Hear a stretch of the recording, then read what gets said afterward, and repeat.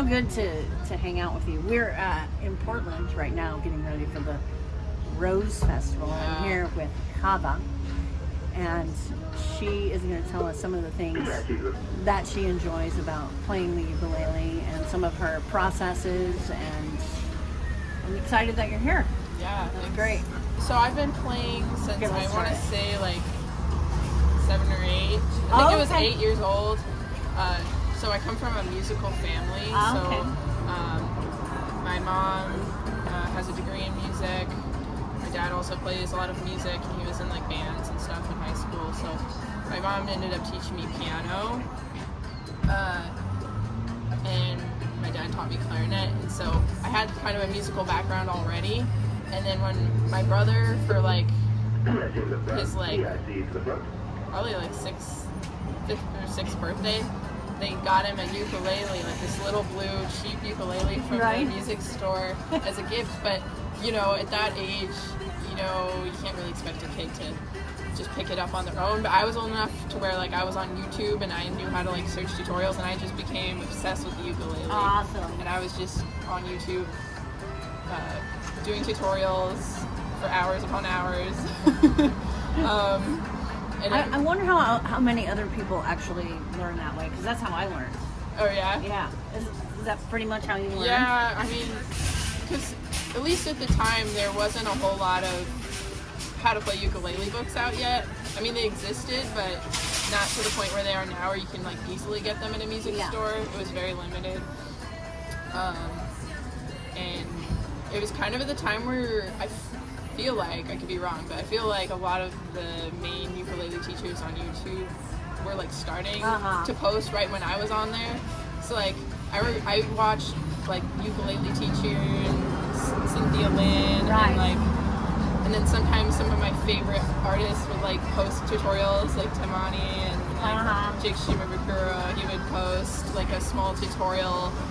So like, and then I got to see them all kind of progress over the years. That's neat. It's really fun. So I kind of got lucky with the musical background. I was able to kind of parse it out with the YouTube videos. That's very cool.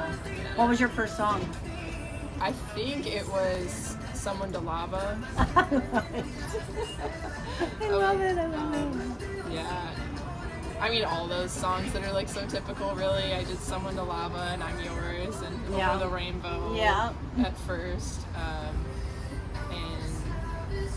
And then I expanded and I realized like it was so versatile and I could just play any song. When I bought my ukulele, I bought one music book, and that was the Disney song book. And the reason I bought that is because I was in the midst of just having raised 2 kids where, you know, we watched Jasmine, you know, whatever, Aladdin, and all of those things on and off. And so I knew those songs. I was like, okay, I'm just gonna, and then maybe I won't upset my kids too much by playing with Disney songs rather than, you know what I mean? Yeah. So, yeah, it's funny. I love to hear, like, what are people's preferred songs, you know? Yeah. That's cute. And so you do songwriting. Yeah, I do songwriting. I mean, I always really loved poetry. So, like, in school, it was interesting. I always kind of struggled with, like, really, I still struggle with creative writing, like writing just stories that are made up just out of my head. I mean, I've gotten better at it, but it's still a challenge. And then it took me a while to get good at writing, and I was pretty decent at the research papers and stuff. But for some reason, poetry, even though it's like a creative writing form, it just came really easily to me, and I like really enjoy doing it. Nice. So I was really into writing poems, and then the ukulele was so freeing to me. Like, it's a chordal instrument, so all you have to think about is the chords in the song, and it just lets your mind think about lyrics and melody more, especially with the classical background I had. It was a little bit limiting. I felt like the mindset around music is you're always playing other people's music, so there was never this like, oh, learning how to make your own song or improvise or anything. So what do you tell other people who feel insecure about those things, you know, where they, you know, it's like people say, oh, it sounds just like the song, and that's like a thing. Yeah. Like, oh, wow, you played that just like the song. But what do you say to people when, to free themselves a little bit, to write a song that may seem silly, or, you know, we all judge ourselves so much. So what I would say is, at least for me, the whole point of music is not virtuosity. I think a lot of people get caught up in this idea that the whole point of music is to be the best, and everyone just ogle at you like, oh my god, wow, Yeah. they can play so fast, they're so good. Yeah. They play the song just like they played the song. Like, you know, it's like all about virtuosity, and for a lot of people that is the whole point of music. But for me and many other people, the whole point of music is engagement. So even if you only know 4 chords, as long as you sing and strum confidently and you practice it and you sounds good with few mistakes, and people are into it, they're singing along, or there's some kind of interaction, or they feel this emotional connection to music, that's all that matters. It's the engagement aspect. You know, I think, like, if you think about a religious setting, music's about engaged community and connection. At a summer camp, same thing. No. But it's not about being the best thing that ever was. Yeah. Totally not about virtuosity. If you're learning the instrument and your whole goal is to be a virtuoso, you're gonna probably not do as well as you could, because then the expectation is so unbelievably high that, like, you're never gonna meet that Yeah. anytime soon. Maybe you will, maybe you won't, but It sounds like drudgery. yeah, it sounds horrible to me. So, Yeah. but the other thing I'd say is just, honestly, if you believe you can do it, you will do it. And if you just practice slowly, it'll happen. Like, I was learning the triplet strum. And it took me like over a year to get the triplet strum, but the whole way through I was like, well, I know my body can perform this movement. And I just kept doing a little each day, and then, you know, you talk to one person, you listen to this tutorial, and then, like, all of a sudden it happens over time if you just practice it and you believe that you can. Mm-hmm. Same thing with the fan stroke. I was like, I'm never gonna get this, but then I was like, you know what, I can do this. Mm-hmm. Many other people have done it. That means it's possible. Mm-hmm. So, you know. Well, and I think the element of fun, and also relax, like you're saying, chill out a little bit, because I find that in teaching and also learning, that if you don't put the instrument down for a minute, you know, let your body sort of absorb it, and then pick it up, let your body absorb it, put it down, then over time, like you say, then all of a sudden you're like, oh, I almost got this down, you know? But it's the consistency. Yeah. Well, that's actually a technique I used, was like doing a little bit of whatever the motion was, practicing my bar chord, practicing my triplet strum or fan, like close to bedtime, because I knew once I fell asleep I would process it. Because I have like very vivid dreams and stuff. Nice. And even if I don't remember it, like, I know my brain is working on it for me. Exactly. I love that idea of just like, yeah, my body will help me take care of this, my brain will help me. Sometimes with my students also, I'll tell them, practice your ukulele when you're not with your ukulele. You could be sitting in a chair looking at the trees, or, you know, what, and you can be thinking about how does your hand feel on the F chord? Yeah. You know, and you can imagine that with your whole body. Then, you know, think about how does it sound? And it doesn't have to be there, but that's all a process, I think. Yeah. And maybe that's what you do when you're sleeping. Yeah. I think Just so. plays ukulele in her sleep. I love it. I love it. Yeah, it's happened. I love it. Well, so who have you met? Who have you met in the ukulele community that you've really enjoyed meeting? Because I see you kind of hopping around to different events. I know, it's kind of funny because my first festival was all the way in Tampa, Florida. Wow. And so immediately I just got connected with all those Southern people, which was so cool because I didn't know anything about Southern culture. And here we are singing about butter beans and jambalaya and stuff. And I was like, what? I've never heard this stuff in my life. But it was so fun. Yeah. And they were so welcoming. And so the people down there that I met that were so amazing was PD Mac. He's just a wonderful person, and he really shows. There's Umbria there, or anyone can play ukulele, and, you know, not judging yourself and being kind to other people. So he's like the, you know, just do it, and it doesn't matter if you're a beginner kind of guy. Love it. Same with Devin Scott. Like, I met him in Tampa, and just seeing him get up there and give workshops and stuff, and just helping people open up to doing open mics is really inspiring. Oh, that is. And Jay Noons. All of them, they're just so accepting. I mean, it's amazing. there's some female performers I saw there, like Blue Dahlia. Very amazing. Wow. Well, you're here in Portland. Yeah. So who do you know in Portland? Like, how did that all come about? So, I have been connecting all over the place with anyone who seems like in the mutual circle of ukulele on Facebook and groups. Like I join all these different ukulele enthusiast groups and shops and stuff. So it came through my feed like, I don't know, like maybe 2 years ago that there was going to be a ukulele store opening in Portland, and they had an open house. It was like a many-day event, and there was going to be jams every day of the open house. I was like, what? There's like an actual like ukulele store in Portland? This is amazing. Mm-hmm. So I went for the very last day of the open house. I think it was like a 3 or 5 day event. And so I think most of the people had already gone. And so by the time I came for the jam, I was the only one there. Like there were some people in the shop, but they left. They had to go. They bought some things. It was just me, and I met Danny and Perry from Starlight Ukulele, and we had this like paperless jam, and it was so fun and positive. So that's how I kind of became friends with them. And yeah, Danny's been a really awesome ukulele mentor to me, and you know, we've done some fun events together. And I went to their festival, the Reno Ukulele Festival. That was so fun. So yeah, they just were really helpful mentoring me. Like even for today, for the Rose Festival, my other gig later on, I went over to their house yesterday, and they showed me how to hook up all my electronics properly and how to do the settings on the amp correctly so everything goes smoothly. So, and that's another thing. Again, I always thought that musicians were like these sort of like, man, they're so much better than me, right? Kind of thing.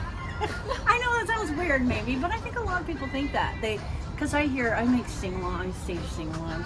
People, oh, you don't want to hear me sing. You know, oh, I'm not a singer, I'm not. It's like when people say, oh, I can't draw, or, you know, these sort of ideas that we have about ourselves and other people. My idea was that, you know, musicians are like, they belong in a totally different category. But I found that all of that was not true whatsoever. It was just this concept that I had because I had never been in that world. I had never really, and then I was like, all these musicians, when I first started playing, I'd say I had one chord to my name, the C chord, thank you very much. And everyone was always so helpful. So yeah, I love that you find mentors or people that are helpful to you. yeah. And just, that's so awesome. Yeah, it is. Love I that. love the ukulele community. It's very unique. Because I went to a clarinet festival, and it was the total opposite of a ukulele festival. It was all like hoity-toity, and everyone was so amazing and like virtuosic. I mean, it was still fun, but it was like the kind of person there was, for the majority, really type A, and like typical clarinet That's funny. stuff. So. That's funny, because sometimes when I show up with my ukulele to like guitar jams and stuff like that, I can tell they're just like, oh, you play ukulele, do you? Like, Yeah. yes, I do. I actually do. So that's cute. I love it. Is there anything that you want to say or you want? My goals for this year are to put out an album. So I've been working on writing more songs. So hopefully by 2025 that'll happen. Mm-hmm. Slowly but surely. What kind of things do you like to write about? I like to write about some of the hardships in my life and my philosophies about staying positive, at least for right now, because just in my life there's been a lot of hardships that have happened. I had a car accident in 2018 that just like really put me through the ringer, and I've just been dealing with the aftermath of that just ever since. So I've learned a lot though from that experience, so I feel like I have something to share with that. So that's a common theme. Yeah, well, personal experience, yeah, right? And I'm sure you have many. Yes. That's awesome. So what are some of your goals for, you know, the next whatever 2 or 3 years? And I want to just perform more, so getting more gigs. And I love teaching my students, so You have a little quickie song you can use your ukulele, or you can use a little thing I bought at a yard sale yesterday. Okay. It's up to you. I guess we can use the yard sale ukulele. And yes, do you buy yard sale ukuleles? I love to go to garage sales, so I will find things. If I saw something I really thought was gonna be decent, maybe. Yeah. But usually, I'm actually not one of those crazy ukulele collectors where I just have tons and tons of ukuleles. I like to just have what I need in a high quality. And Yeah. just be happy with that and Yeah. get to know the instrument and make memories with it. I like to have a couple just so I can, somebody doesn't have a ukulele, I can just say, yeah, here, take this one. This costs $12, so. Yeah, I mean, I definitely have I don't know what this brand is even. I've never heard of it, but that's okay. You're gonna make it sing. Yeah. So. Perfect. What are you gonna play for us? I guess I'll play my song "Make It Out Fine." It's a fun little ukulele tune about everything's gonna be okay. I love it. Thank you. I love it. Yeah. Have fun.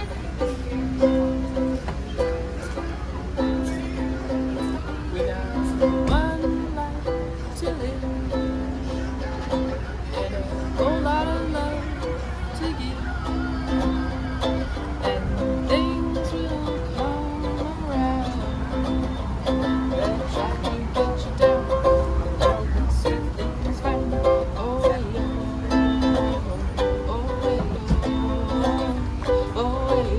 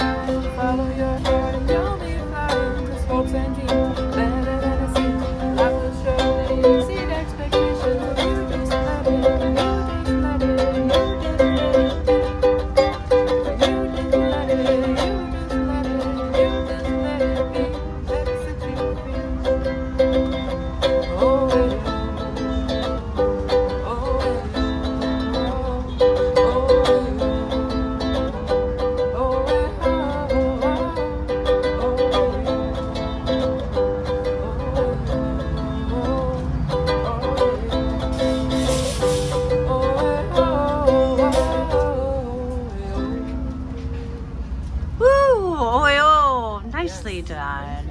Thanks for, I'm so glad. Thanks for taking some time today. I know you got to get going to the Rose Festival. Yeah. I'm going to let you go. Well, thank you. It was so fun to meet you, and I love it. Whoops, watch out. That's a hug.